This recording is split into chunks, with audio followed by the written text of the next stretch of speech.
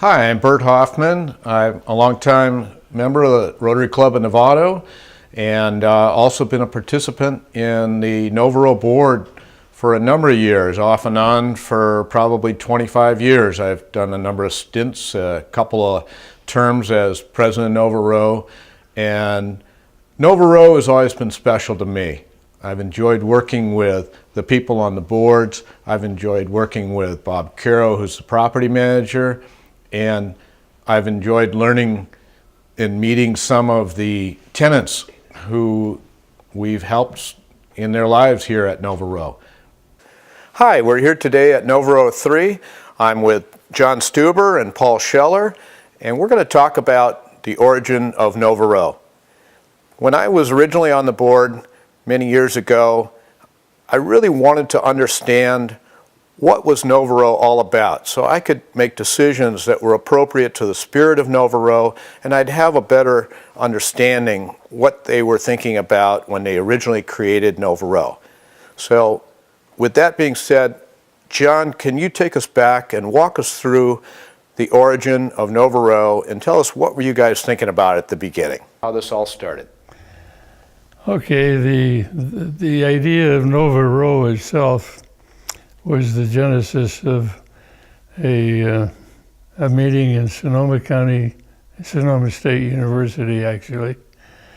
It was I believe 1972 when we had a district conference up there.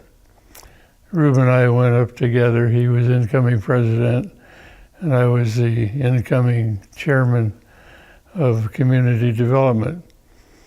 And we, after listening to the presentations in both of our particular areas of interest, we were sitting down having a cup of coffee afterward and started talking about the challenges of below market rate housing.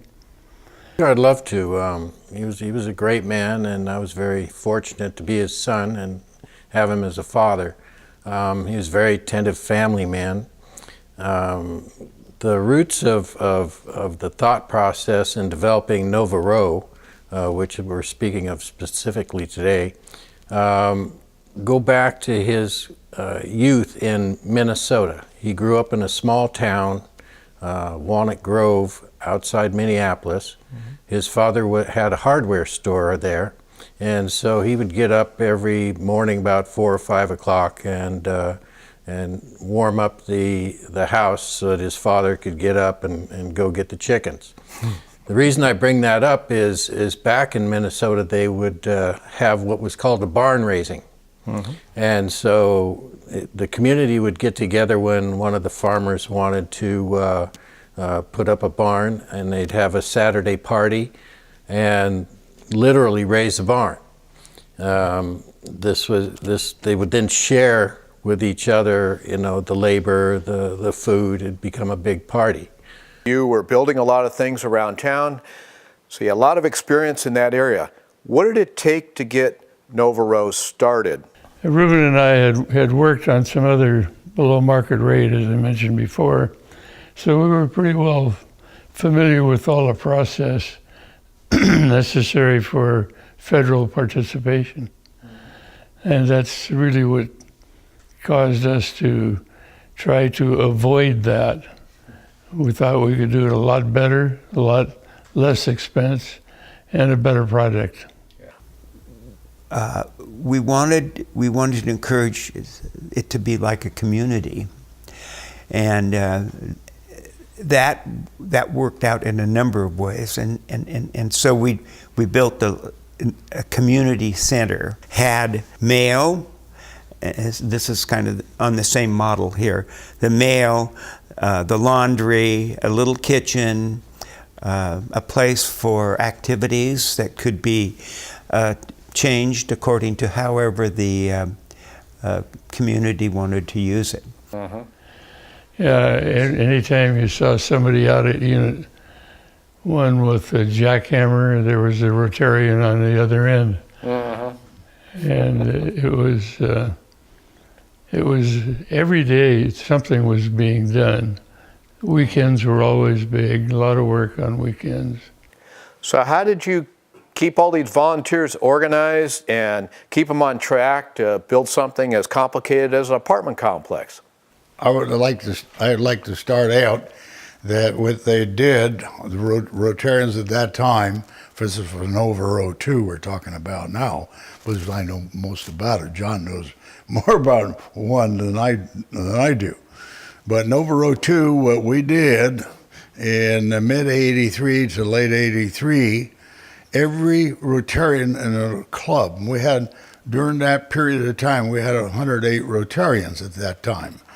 And but every member in a club signed a pledge sheet how many hours they're going to pledge.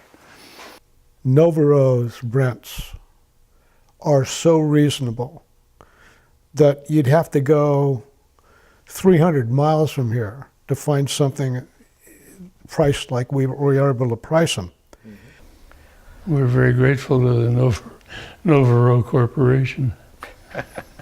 Because I personally knew quite a few people originally that moved in, Novato people. Yeah. And these were people that worked hard all their life but didn't make a lot of money.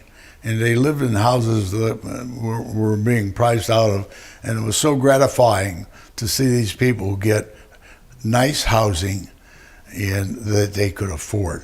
Have to build a lot more of them. I don't think I'll ever get over this attitude. I love every minute I'm here. And I thank the Lord. I said, thank you, dear Jesus, for this day. This is the day the Lord hath made. We will be glad and rejoice in it. And I'm glad I'm here.